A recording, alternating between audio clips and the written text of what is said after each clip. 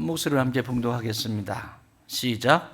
어떤 병자가 있으니 이는 마리아와 그 자매 마르다의 마을 베다니에 사는 나사로라. 이 마리아는 향유를 주께 붓고 머리털로 주의 발을 닦던 자요, 병든 나사로는 그의 오라비니더라. 이에 그 누이들이 예수께 사람을 보내어 이르되 주여 보시옵소서, 사랑하시는 자가 병들었나이다 하니, 예수께서 들으시고 이르시되 이 병은 죽을 병이 아니라 하나님의 영광을 위하여 하나님의 아들이 이로 말미암아 영광을 받게 하려 함이라 하시더라. 아멘. 오늘 말씀 제목은 믿음으로 죽은 나사로를 살려라 라고 하는 제목입니다. 뭘로 살려라? 무엇으로? 믿음으로 죽은 나사로를 살려라. 여러분, 우리가 믿음이라고 하는 것은 눈으로 보고 경험하고 과학적으로 증명된 것들을 보고 믿는다라고 말할 때가 있고, 믿음의 사람들은, 신앙의 여정을 걸어가는 사람들은 그것 너머에 믿음으로 믿게 되어지는, 먼저 믿음으로 하나님을 알아가게 되는, 이것을 신앙이라고 합니다. 앞에는 뭐라고 그랬죠? 과학으로 믿어지는 건 그냥 신뢰죠, 신뢰. 뭐 치수가 나와 있으니까 뭐 이런 거야. 그 신뢰는 신뢰가 많이 쌓여지면 그곳에서 사랑이라고 하는 것도 싹트고, 사람들이 말하는 흔히 이런 것들이 이제 싹트기 시작하는데 그걸 신앙이라고 말할 수는 없습니다. 안 그러면 우상이 되겠죠. 우리가 따라가는 신앙의 여정은 보이지 않지만 오늘 하나님이 나에게 말씀하셨기 때문에 먼저 믿는 거예요. 믿고 순종하는 거예요. 그랬더니 하나님의 세계가 열리고 하나님의 능력을 체험하게 되는 것입니다. 이것이 우리가 말하는 믿음입니다. 오늘 죽은 나사로 3남매는 서로 의지하면서 베단이라고 하는 마을에서 살고 있었습니다. 우리 민찬이가 졸리기 시작한데 주무셔도 돼요. 이렇게 9시가 안 됐지만 그냥 주무셔도 됩니다. 졸리시면 이렇게. 엄마 이렇게 무릎에 9시가 앉아서 안 자는 거야? 괜찮아요. 주무셔도 돼요. 네. 누우세요. 네. 표정이 지 아버지하고 똑같네. 어떻게 이렇게 아빠를 닮았냐? 그 표정을 이렇게 하는데 여기서 딱 보니까 둘이 어디 갖다 놓으면 나광범 아들 딱 나오네. 야, 민찬이 좋겠다, 아빠 닮아서. 그치? 자, 3남매가 부모님이 안 계셔요. 안 계셔서 3남매가 같이 의지하며 사는데, 오빠 나사로 하고 그리고 마르다 마리아, 이렇게 셋이 한 식구를 이루면서 나사로가 가장이 되어서 가정을 건사하고 있습니다. 두 자매는 오직 나사로만 의지하고 있는 거죠. 여러분, 이 시대의 문화적인 풍습을 말씀드린 것처럼 여성이 부모님이 안 계시거나 또 결혼했는데 남편이 죽거나 그러면 할 일들이 정해져 있어요. 오늘날처럼 일이 많은 것이 아닙니다. 그러니 더욱더 의지했겠죠. 나사로 오빠를 천적으로 의지하고 부모님 이상으로 그렇게 의지하고 살았던 존재입니다. 그런데 문제가 생깁니다. 여러분, 나사로라고 하는 이름의 뜻은 따라합시다. 하나님의 도우심. 하나님의 도우심. 하나님의 도우심이라고 하는 뜻입니다. 근데 여러분, 이 상황을 보세요. 이게 지금 뭐래요? 병들었대요. 그러더니 조금 있으니까 죽었대요. 우리가 다 읽진 않았습니다만 이 내용을 여러분 잘 아시기 때문에 나사로가 병들었대요. 병들어서 예수님께 가서 빨리 고쳐달라고 얘기를 했죠.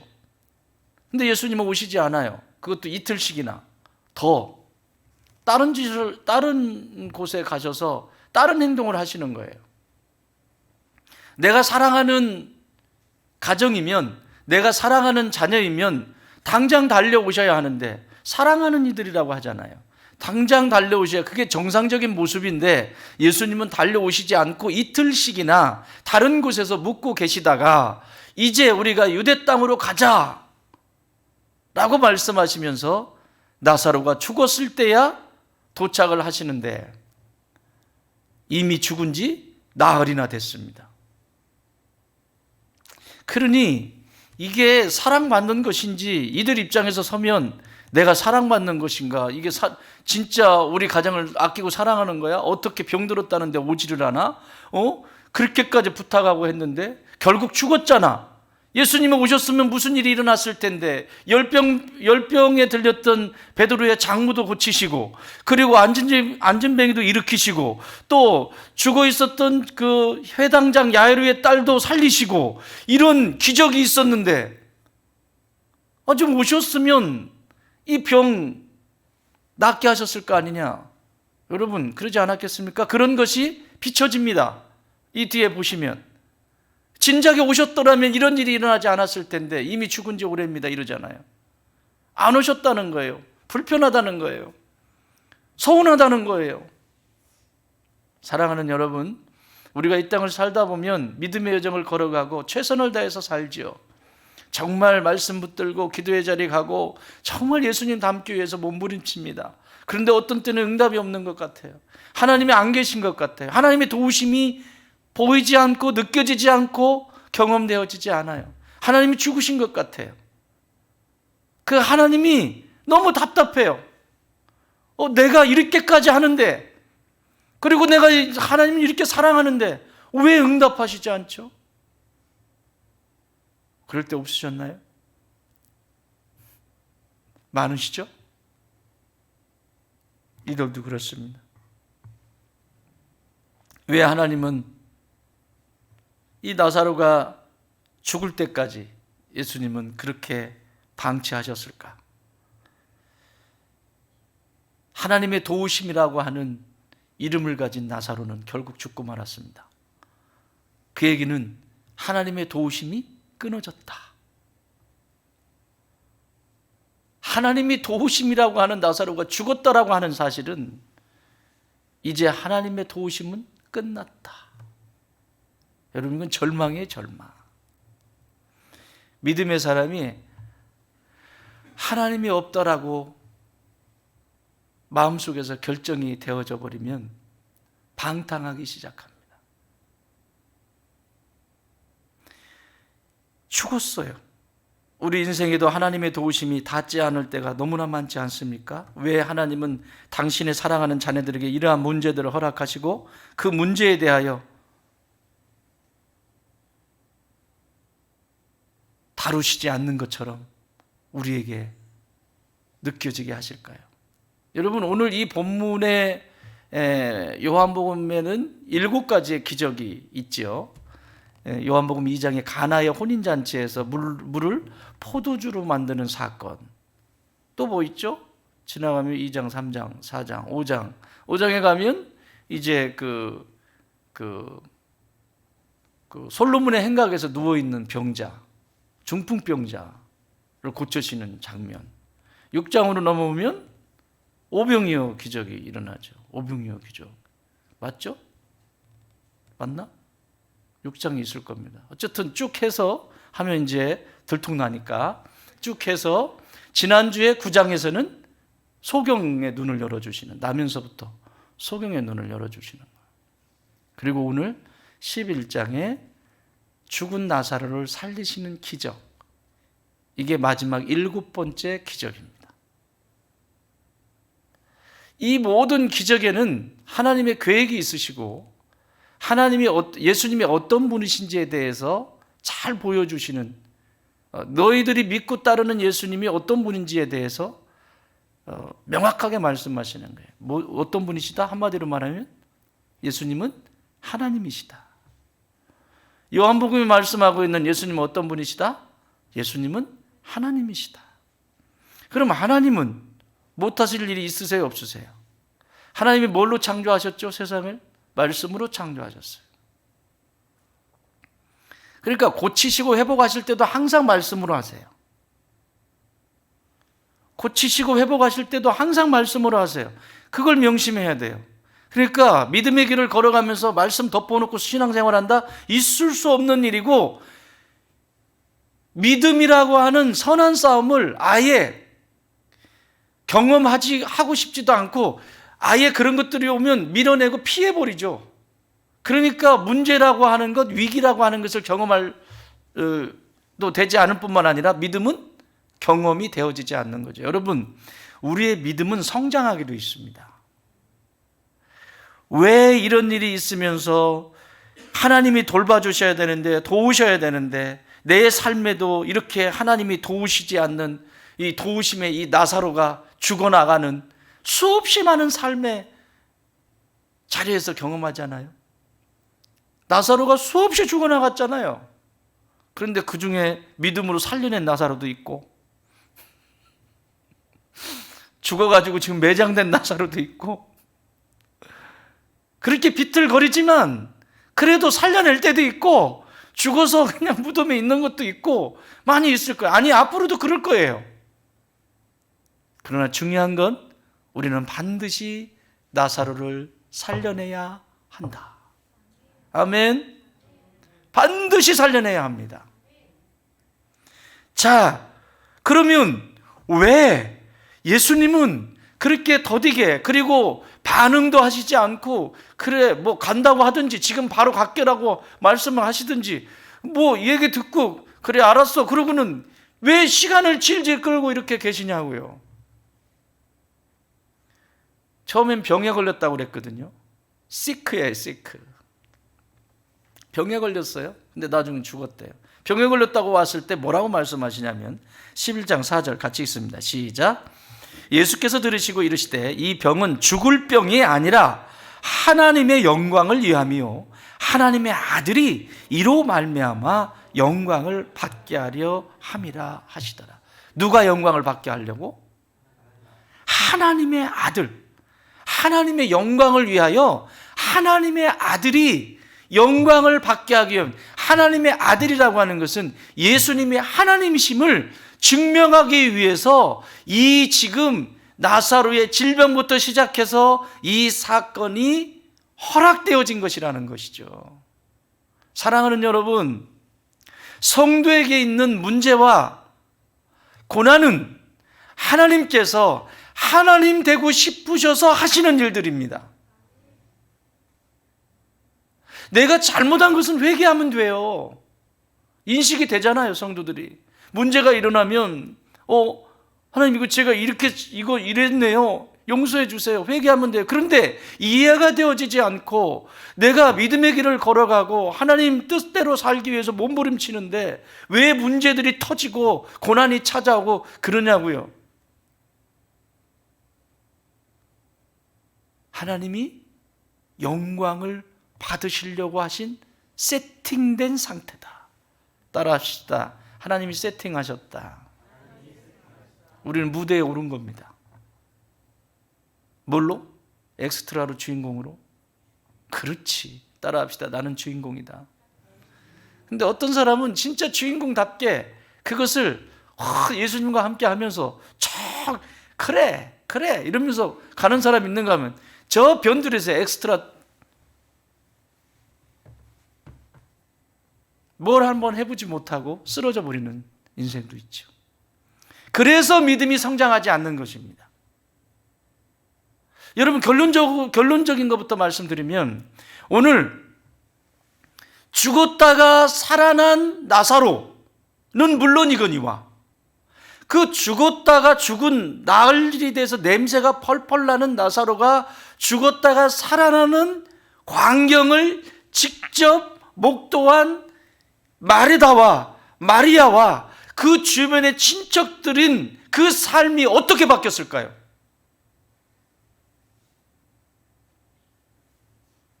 상상이 갑니까?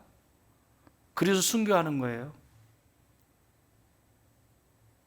그래서 순교하는 거라고. 순교는 아무나 하는 게 아니라니까요. 내가 직접 본 바요, 만진 바요, 경험한 바라.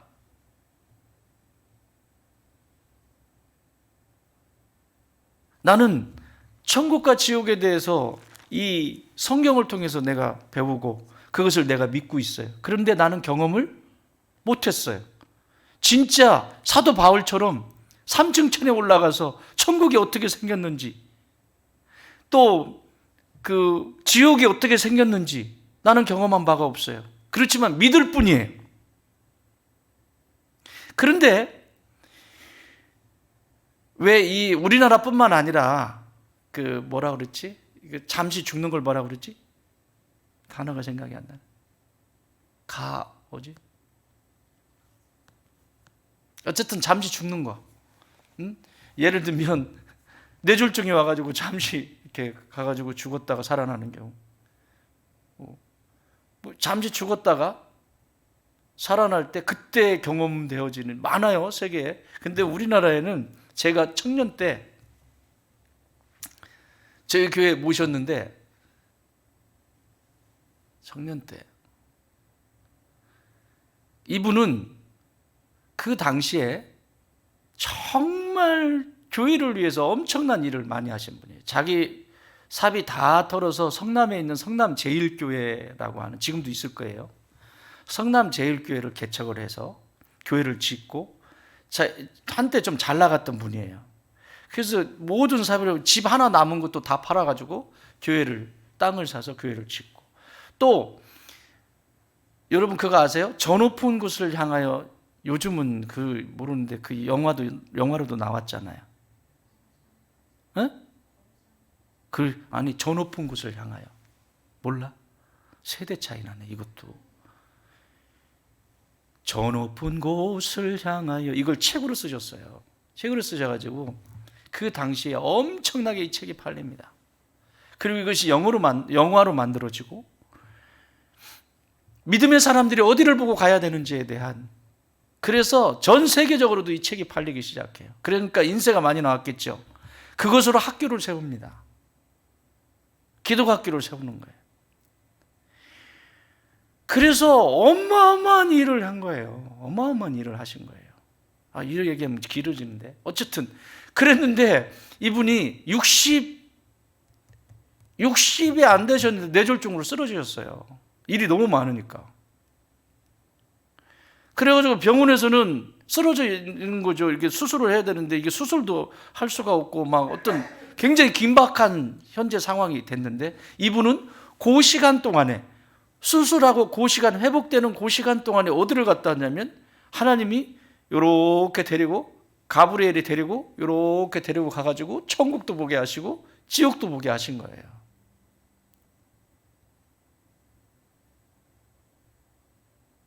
그런데 이분한테는 그때 간증을 저는 기억하는데,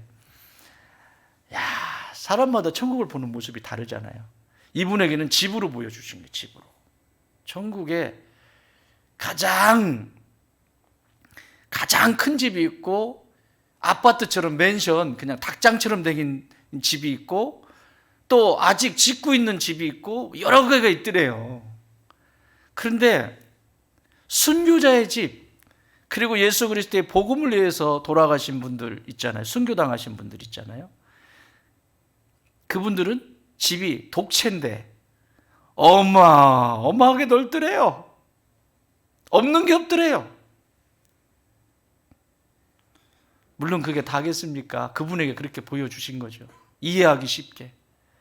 근데 어디를 갔는데, 이쪽으로 가니까 아파트인데, 아파트도 평수도 그냥 무슨 원룸처럼 생겼는데 거기에 다 들어가 있더래. 이렇게. 저 사람들은 뭡니까? 라고 물어봤더니, 저 땅에서 재료가 안 올라와가지고, 건축할 재료가 안 올라와가지고 한꺼번에 몰아넣었다고. 밑에서 하나님이 기뻐하시는 일을 해야 건축을 할 수 있는 재료가 올라오는데, 그래서 이들은 지금 이 순교자라고 하는 그리고 전도자라고 하는 영혼을 살려내는 사람들, 이 사람들이 집이 큰 이유는 건축 재료가 계속 올라오니까 이걸 지어가지고 이렇게 됐다는 거예요.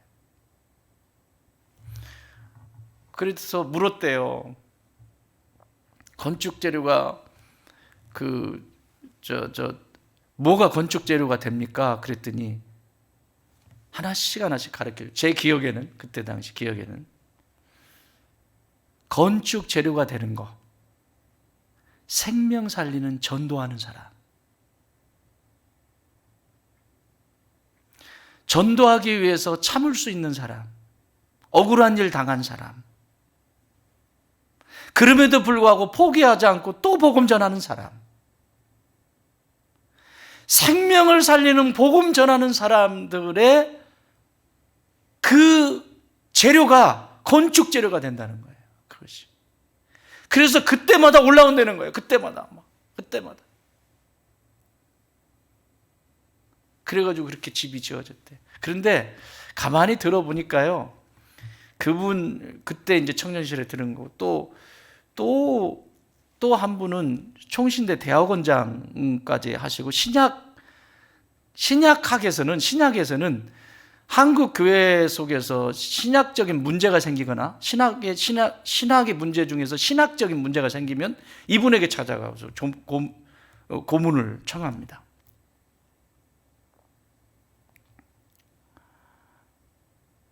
그 정도로 학자지요. 근데 이분은 그 천국과 지옥이 있다는 걸 알지만 그게 이게 계속 연구만 하는 사람이니까. 그런데 나중에 8일에 걸쳐서 8일 동안 오늘 보고 그래도 그런가 보다 그랬는데 그 이튿날 또 다른 광경을 또 잠자면서 환상 중에 보여주고 그 다음에 보여주고 그래서 8일에 걸쳐서 천국과 지옥을 보여주신. 그래서 너는 복음을 전하는 자가 되라. 나가서. 그래서 지금도 순회 선교하고 계세요. 지금 한 90 가까이 되셨을걸요. 그분. 자기는 간증 안 하신다고 그러는데 안 하실 거예요. 옛날에 주한장로교회에서 간증 한번 하셨어요. 그래서 목숨 걸고 복음 전하러 다니는 거예요. 배운 것이 학문이니까 그 신학교 세워서 가는 곳곳마다 신학교 세워가지고 거기서 인재들 길러내는 이런 일들을 하고 하는데 공통적인 건 예수님, 하나님 가장 가까이 있는 사람들은 누구냐? 공통적인 것은 순교자, 생명을 살리기 위해서 자기를 희생했던 전도자. 이 사람들이 모든 간증을 하는 사람들의 모든 사람들의 특징은 가장 가까이에 예수님 가장 가까이에. 사랑하는 여러분, 생명 살립시다.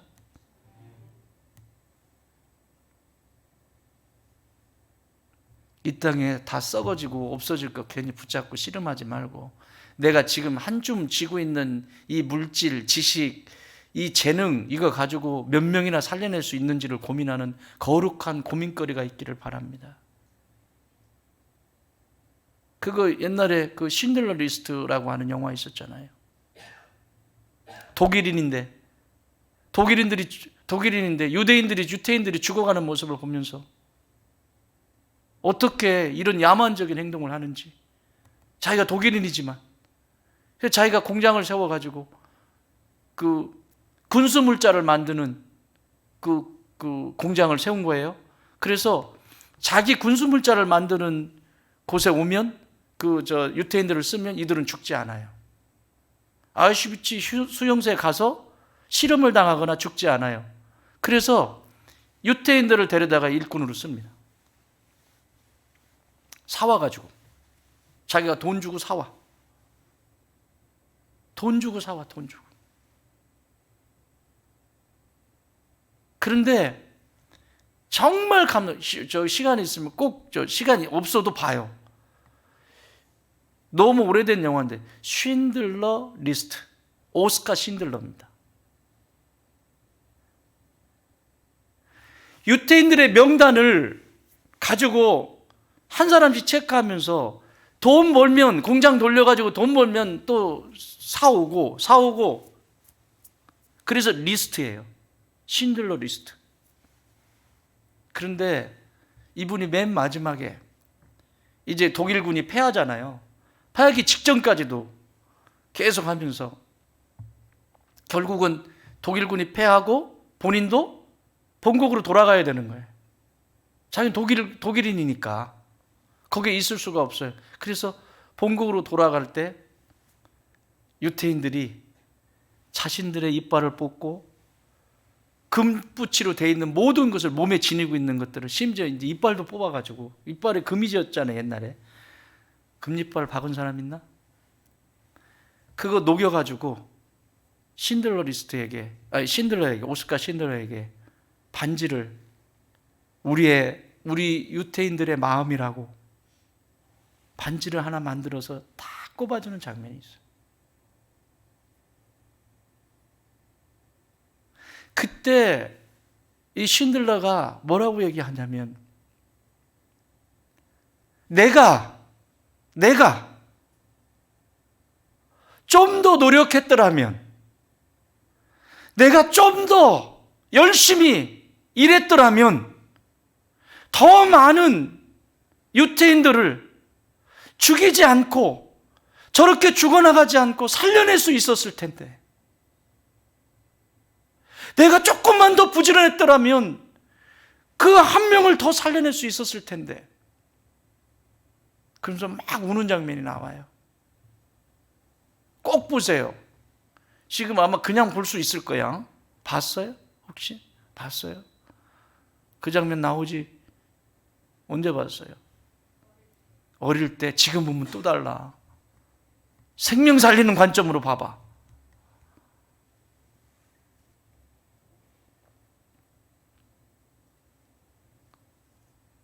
그리고 본국으로 갔는데 이분이 이제 돌아가셨어요. 나이가 들어서. 오스카 신들러 묘가 있는데 모든 유태인들이 그곳에 와서 신들러 묘 옆에서 손을 잡고 축복하는 장면으로 끝납니다. 우리 그렇게 오래 못 살아요? 무엇을 위해서 살아야 되는지 결정해야 된다고. 장난이 아니에요. 그렇죠? 인생 순식간이잖아요. 순서도 없고. 그러면 무엇을 위해서 내가 오늘 살아야 되는지가 답이 나오잖아.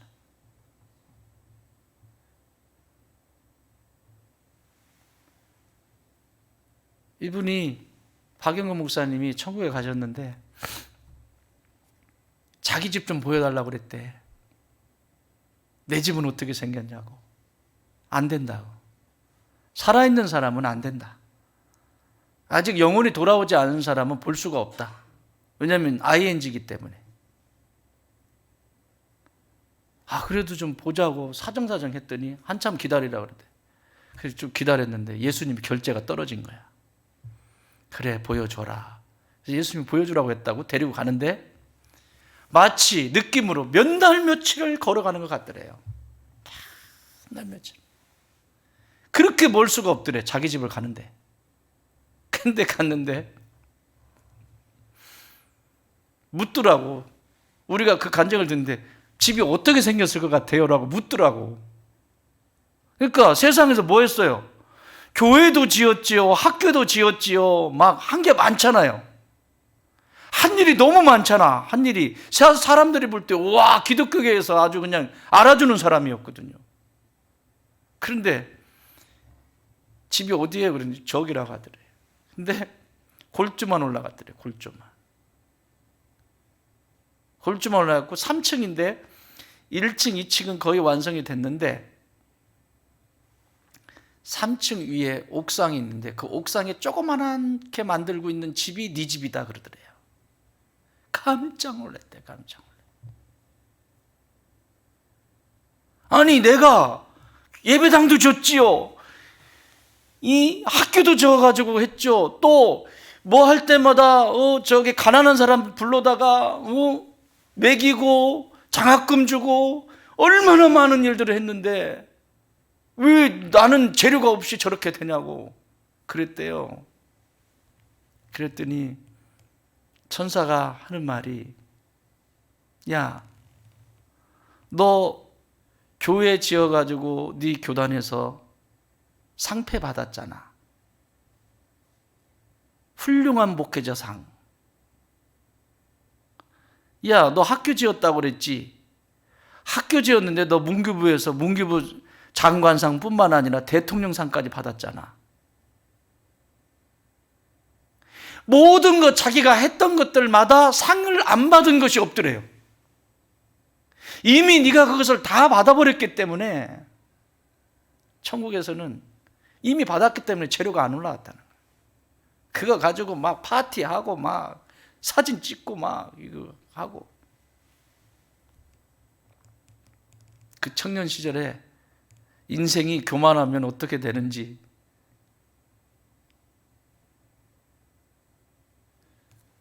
사랑하는 여러분, 하나님이 이 죽을 병 앞에서 지금 죽을 병이라고 하는데 와서 빨리 고쳐주지 않고 살려주지 않고 이렇게 놔두시는 이유는 따라합시다. 하나님의 영광을 위하여. 뭐라고 써 있어요? 하나님의 영광을 위하여. 또 하나님의 아들이 이로 말미암아 영광을 받게 하기 위하여. 하나님이 영광을 위하여 고난과 어려움을 허락하신다는 사실입니다. 여러분 삶 속에도 이해되어지지 않는 다른 것도 아니라 다른 건 아니라 진짜 내가 하나님 앞에 헌신하고 진짜 열정을 다해서 섬기는데 이해되지 않는 문제가 있을 때 꼭 기억하세요. 하나님은 이 모든 광경을 통해서 영광 받으시기를 원하신다. 왜 하나님께 영광이 될까요? 이것이 지금 이렇게 죽어가고 병들고 죽어가는 것이 왜 영광이 될까요? 문제를 가지고 씨름하다 보면 하나님 앞에서 풀어가면서 시험 문제를 푸는 그 사람이 성장해 가게 되어 있거든요. 자, 41절 41절 읽읍시다. 시작. 돌을 옮겨 놓으니 예수께서 눈을 들어 우러러 보시고 이르시되 아버지여 내 말을 들으신 것을 감사하나이다. 뭐하고 계세요 지금? 하나님께 말하고 있죠. 또 42절 항상 내 말을 들으시는 줄을 내가 알았나이다. 그러나 이 말씀 하옵는 것은 둘러선 무리를 위함이니 곧 아버지께서 나를 보내신 것을 그들로 믿게 하려 함이니이다. 자, 43절 이 말씀을 하시고 큰 소리로 나사로야 나오라. 누가 말씀하셨어요? 예수님이 말씀하셨어요. 하나님이 영광을 받으신다라고 하는 구체적인 자리는 어디냐면 하나님의 말씀이 그 능력이 경험되어지는 그 자리. 내가 힘들고 고난 가운데 있고 어려움 속에 있을 때 이 하나님의 말씀 나사로야 나오라. 그리고 하나님이 예수님이 지금 말씀으로 명령하시는 이 모든 것들이 내가 이 땅을 살면서 고난 속에 문제 속에서 하나님의 말씀 속에서 해답을 찾아가기 때문에 영광이 되는 거예요. 하나님께 영광을 돌리는 건 막연한 것이 아니라 말씀이신 하나님을 인정해 드리는 거예요. 그 말씀으로 천지를 창조하셨던 것처럼 지금 죽어가고 있고, 아니 죽었잖아요. 그런데 그 하나님의 말씀이 이루어지는 그 역사, 말씀의 능력을 경험되어지게 하시는 하나님. 그래서 이를 통해서 하나님이 영광을 받으시는 겁니다. 사랑하는 여러분, 문제가 있고 고난이 찾아올 때 말씀 속에 나타내시고 기다리시는 하나님을 만나십시오. 그래야 삽니다. 이 하나님의 영광이라고 할 때 두 번째 그 영광의 모습은 41절 다시 읽습니다. 시작. 돌을 옮겨 놓으니 예수께서 눈을 들어 우러러 보시고 이르시되 아버지여 내 말을 들으신 것을 감사하나이다. 뭐 하고 계시는 거예요 지금? 기도하고 계시는 거예요. 아버지 앞에 기도하고 계시는 거예요. 예수님이 지금 이 문제 앞에 예수님이 기도하고 계시다고. 왜 이 시대에도 역사가 일어나지 않고 능력이 나타나지 않을까요? 말씀 믿지 않아요. 말씀이 중요하지 않거든요. 내가 중요하지. 기도 더 안 하죠. 말씀이 살아서 움직이지 않으니 기도가 되겠습니까? 그래서 하나님 앞에 영광을 올려드리는 것이 아니라 내 삶 속에 찾아온 고난과 이 어려움들이, 이 문제들이 하나님을 추하게 만들고 하나님을 무능력하게 만들고 하나님이 설교용 아닌데 하나님 쪽팔리게 만들어 버린다니까. 사랑하는 여러분, 나는 우리 모두가 하나님께 영광을 올려드리기 바랍니다. 오늘 이 밤에 기도하실 때 주님, 내게 있는 이 문제가 하나님께 영광이 되게 하여 주시옵소서. 그러려면 하나님의 말씀 앞에 다스림 받게 하여 주시고 말씀 부여잡고 끝까지 기도하는 기도의 사람이 되게 하여 주시옵소서. 지금 우리가 기도할 것이 많거든요. 진짜 많거든요. 왜 기도하지 않는 줄 아세요? 말씀을 믿지 않기 때문에. 진짜 말씀을 믿는다면 기도할 수밖에 없어요. 진짜. 자, 이게 하나님께 영광을 올려드리기 위한 거예요. 기도는 하나님이 기가 먹으셨나요? 왜 근데 자꾸 기도를 계속하라고 그러고 막 소리 질러서 기도하라고 그러고 왜 자꾸 그래요? 하나님 기 먹었어요? 그리고 하나님이 건망증이 심하신가요? 했던 기도 왜 또 하고 또 하고 그렇게 해요? 누구를 위한 것이다 이거? 나를 위한 거예요. 나를 위한 거. 그렇게 해야 내 안에 독이 빠져나가요. 자, 에스겔서 36장 36절 37절 제가 좋아하는 말씀인데 이 기도를 하는데 특히 37절에 보면 주 여호와께서 이같이 말씀하셨느니라. 이스라엘에 말 안 듣는 장면이죠. 그래도 이스라엘 족속이 이같이 자기들에게 이루어 주기를 내게 구하여야 할지라.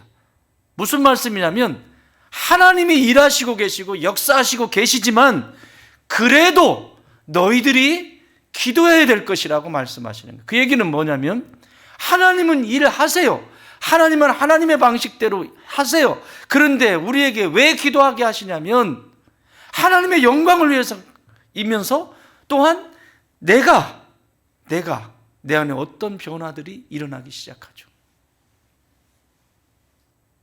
그렇죠? 쉽게 말하면 하나님의 사람이 되어져 가는 거죠. 그래서 이것이 하나님께 영광이 되는 거예요. 그 큰 문제를 갖다 주고 고난을 갖다 줘도 끔찍을 안 하는 경우들이 있습니다. 사랑하는 여러분, 작을 때 찾으세요. 지금 여기 이 마르다와 마리아가 죽었을 때 찾았어요? 병들었을 때 찾았어요? 병들었을 때 찾았어요. 그 써 있잖아요. 병들었다고. 큰일 터지기 전에 잔잔한 일, 자잘한 일 계속 가서 상의하시라고. 아멘. 왜 끔찍도 안 하냐고. 이렇게 건드려도 끔찍 안 하고 저렇게 건드려도 끔찍 안 해. 이게 하나님의 심판은 멀리서부터 온다고 그랬죠. 하나님이 나를 책망하실 때 바로 하시지 않아요. 이게 구약의 성경의 역사예요. 구약의 이스라엘 남유다를 심판하실 때 하나님이 남유다 빵 때리지 않으셨다고. 그러니까 선지서를 읽어보세요. 선지서의 내용이 다 오바댜, 아모스, 오바댜 전부 다 읽어보세요. 에돔 족속을 심판하시는 거, 모압을 심판하시는 거, 바벨론 저 멀리서부터 심판하는 장면이 선지서에 기록되어 있잖아요. 왜 이런 것이 여기 기록되어 있지? 이게 모압을 진멸하고 에돔 족속을 진멸하는 것이 뭐가 대단하길래 하나님이 이 선지자들을 통해서 이걸 여기에 기록하고 이것을 성경에 두었을까? 이 멀리에 있는 저 변두리부터 시작해서 멀리서부터 이렇게 들어와요. 나에 대해서 말씀하실 때. 근데 저 멀리서 얘기 탁 건드렸을 때 바로 반응하는, 내가 말씀 앞에 있고 기도의 자리에 있으면 이걸 빨리빨리 알아듣겠죠. 그러면 말이 안 들려. 결국은 어디까지 와요? 북이스라엘까지 오잖아요. BC 721년에 북이스라엘이 멸망하거든요. 남유다는 아직 멸망하지 않았어요. 북이스라엘 10지파가 멸망했으면 지금 위태로운 상황이거든요. 너무너무 위태로운 상황인데도 회개할 줄 몰라요. 끔찍을 하지 않아요. 그래서 맨 마지막 시드기야 왕은 두 눈이 뽑히고 자기가 보는 앞에서 두 아들이 죽는 장면을 보고 두 눈은 뽑히고 쇠고랑 차가지고 질질 끌려서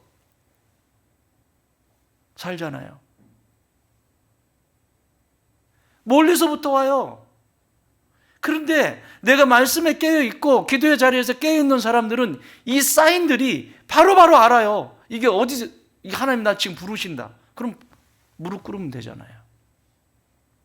그런데 저 북쪽에 이스라엘이 멸망할 때까지도 끔찍을 하지 않는다고. 지금 앞에서 메가폰으로 막 큰 소리로 이야기를 해도 끔찍을 한다. 이건 방법이 없어요. 방법이 없어요. 해봐야 알아요. 이제 바벨론으로 포로로 70년 동안 가서 살아봐야 성전이 얼마나 중요한지, 얼마나 소중한지, 그리고 우리 민족이 함께 더불어 살아가는 것이 얼마나 귀한 건지, 이 교회가 얼마나 중요한지, 신앙이라는 것이 얼마나 소중한 것인지 그때서 알게 된다고. 그때서. 나라 없이 쫓겨다니면서. 그게 뭔 고생이에요. 그게 개고생이지. 그렇잖아요? 그게 이스라엘 사람들만 있는 게 아니라 우리 인생에도 똑같다고요. 하나님이 그렇게 말씀하세요. 가까이. 그러니까 지금 마르다와 마리아는 지금 병 걸렸잖아요. 병 걸리니까 바로 가서 얘기하잖아요. 병 걸렸어요. 고쳐주세요. 근데 예수님은 또 안 고쳐주시네. 이게 이제 이들에겐 지금 딜레마예요. 사랑하는 여러분, 여러분에게 문제가 위기가 있을 때 그것이 나의 죄로 인한 것이면 회개하면 되지만 그렇지 않을 때는 하나님이 영광을 받으시려고 세팅해 놓으셨다. 믿으십니까? 기억하시고 말씀 붙잡으시고 기도의 자리에서 하나님과 깊은 대화를 나누세요. 아멘. 두 번째, 하나님의 영광을 위한다는 것은 여기 믿음을 키우기 위한 거예요. 두 번째는 믿음을 키우기 위한 거예요. 11장 15절 시작.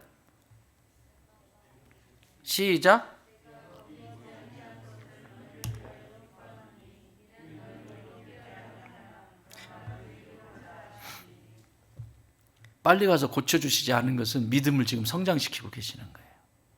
내 인생의 문제를 빨리 회복하시지 않고 기다리시는 이유는 내 믿음을 성장하는 시간을 기다리시는 거예요. 42절도 나오죠. 항상 내 말을 들으시는 줄을 내가 알았나이다. 그러나 이 말씀 하옵는 것은 둘러선 무리를 위함이니. 둘러선 누구를 위함이니? 무리를 위함이니. 이게 지금 나사로를 살리는 것이 곧 아버지께서 나를 보내신 것을 그들로 믿게 하려 함이니. 그러니까 이 시간이 이 마르다나 마리아 입장에서는 이해가 되지 않는 것이지만 예수님의 관점에서는 지금 이 마르다와 마리아의 그리고 주변에 있는 친척들의 믿음을 지금 성장시키고 계시다라고 하는 사실입니다. 사랑하는 여러분, 성장이라고 하는 것은 시간이 필요하고 성장이라고 하는 것은 그만큼의 영양분도 필요합니다. 그렇죠? 그러니까 이 성장을 위해서, 믿음을 성장시키기 위해서 예수님이 지금 작업 중에 계시는 거예요. 사랑하는 여러분, 어려움이 있으세요? 고난이 있으세요? 나의 잘못이라면 회개하면 되지만 그렇지 않다면 지금 내 믿음을 성장시키시기 위해서 기다리신다. 세 번째, 11장 25절 시작. 나는 부활이요 생명이니 나를 믿는 자는 죽어도 살겠고 무릇 살아서 나를 믿는 자는 영원히 죽지 아니하리니 이것을 네가 믿느냐? 이 고난 속에 아직 안 살아났어요. 살아나지 않았거든요. 지금 이 얘기를 해요. 왜 이런 고난과 문제들이 있죠? 그때 내 초점이 어디를 향하기를 원하세요? 천국의 소망을 두기를 원하십니다. 천국의 소망을 두. 이 땅에 사라져버릴, 거기에 집중해서 내 인생을 살지 못하는 문제, 거기에 집중해서 찾아온 고난, 그런 것들에 집중하지 않고 영생, 영원한 부활 대신 그 천국의 소망을 바라볼 수 있도록 이 문제를 허락하시는 거예요. 그러니까 이 땅의 문제지만 그 문제를 통해서 천국을 바라보게 하시는 시간이라고. 이 문제가 있고 어려움이 있는데 그럼에도 불구하고 천국에 관심이 없다고 하면 이것은 하나님이 내신 문제가 아니라 자기 자신의 죄로 인한 문제일 수 있어요. 아시겠습니까? 그러니까 이런 문제들이 찾아오고 어려움이 있을 때 하나님이 이 땅에 집착하고 있는 것들에 대해서 이게 아무것도 아니라고 하는 것, 이것이 내게 중요하지 않다라고 하는 것, 내게 중요한 것은 지금 저 천국, 하나님과 영원히 살 수 있는 사는 그 천국, 그 천국에 소망을 두게 하시기 위함이라고요. 믿으십니까?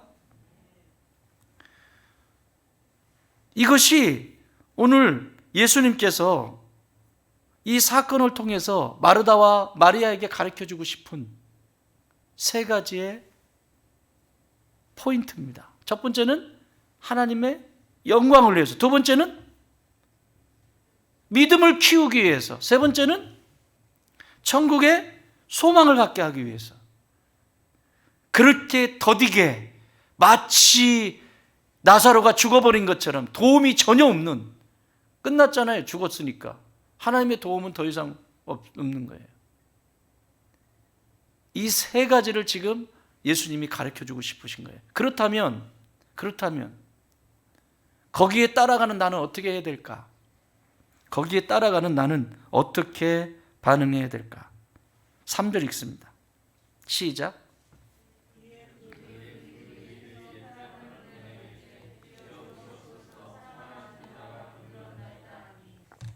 아멘. 이 천국 소망 갖게 하게 하시는데 성도가 그러면 나는 어떻게 반응해야 될까? 3절. 이에 그 누이들이 예수께 사람을 보내 이르되 주여 보시옵소서 사랑하시는 자가 병들었나이다.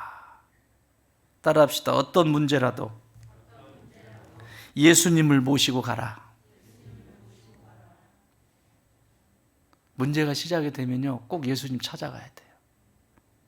이게 시작이에요. 이게 시작. 가장 중요한 거예요. 내 인생에 내가 잘못해서 일어난 일이든 내가 잘못한 것은 없는데 하나님이 나를 훈련시키시려고 하는 것이든 어쨌든 내 인생에 꼬이는 문제나 고난이 찾아왔을 때 가장 먼저 해야 되는 것은 예수님 찾아가는 거예요. 십자가 앞에 가는 것이에요. 오늘 여기서 두 가지 정도 보여주는데 가장 중요한 게 십자가예요. 예수님께 가야 돼요. 예수님 찾아야 돼요. 예수님을 찾지 않으면 해결될 수가 없습니다. 인간의 머리로 이성으로 백날해도 소용없고 계속 꼬이기 시작합니다. 일이 완성이 될 때까지, 문제가 해결이 될 때까지 십자가 붙들고 끝까지 거기 가는 거예요.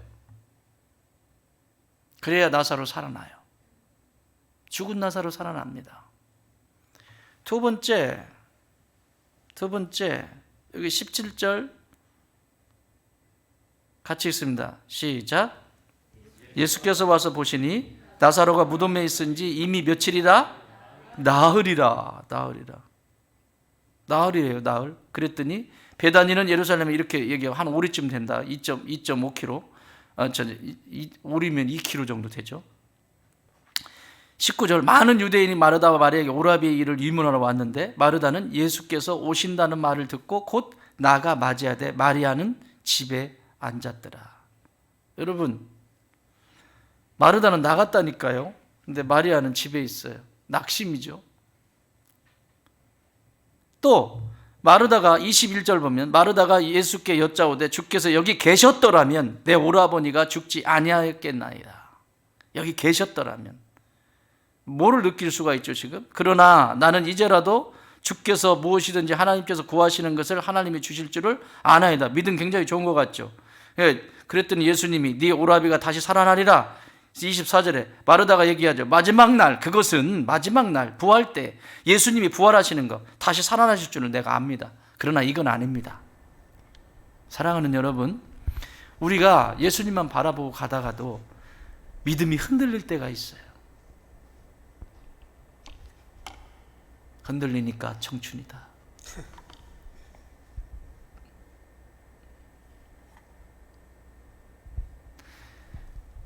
우리가 선한 싸움 싸우면서 그 믿음의 여정을 걸어가고 예수님을 찾고 또 찾고 엎드리고 살아가도 내 안에 믿음이 흔들릴 때가 있습니다.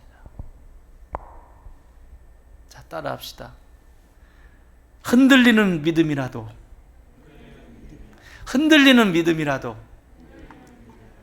끝까지 붙잡고 가자. 믿습니까? 흔들리는 믿음일지라도, 비록 지금 마리아처럼 마르다처럼 흔들리는 믿음일지라도 그것은 예수님 부활하실 때나 일어나는 일이지 지금 여기는 일어나지 않습니다. 흔들리는 믿음일지라도 당신이 여기 오셨더라면, 당신이 계셨더라면 이런 일이 일어나지 않았을 텐데, 흔들리는 믿음일지라도, 비록 그렇게 기우뚱 파도를 치는 것처럼 흔들리는 그 믿음일지라도 끝까지 붙잡고 있을 때 죽은 나사로는 살아납니다. 나는 이런 축복이 있기를 바랍니다.